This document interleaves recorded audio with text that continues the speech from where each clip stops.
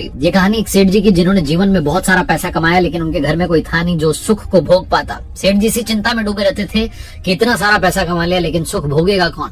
उन्हें किसी ने बताया कि एक गांव में बाबा जी रहते हैं, गांव के बाहर झोपड़ी बना करके, वहां जाकर के मिल लो, तुम्हें वो समझा देंगे, सिखा देंगे। एक बैग में सारा पैसा लेकर के, सारी ज्वेलरी लेकर के सेठ जी पहुंच गए, बाबा जी के चरणों में रख दिया और कहने लगे, बाबा जी मुझे खुश रहने का फॉर्मूला बता दो।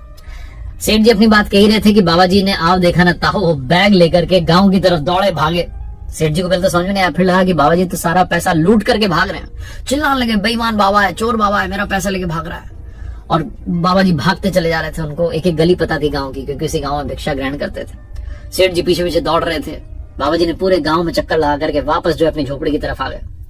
सेठ जी भागे दौड़े आए और सोचने लगे कि आज तो मैं लुट गया, लेकिन तभी देखा कि बैग वहां पर रखा हुआ है, बाबा जी थे नहीं। बिना देरी के बैग को उठाया, कहने लगे, भगवान आपने मुझे मेरी खुशियां लौटा दी, मेरा पैसा वापस आ गया, मैं आपका धन्यवाद करता हूँ, मैं सबसे सुखी इंसान हूँ।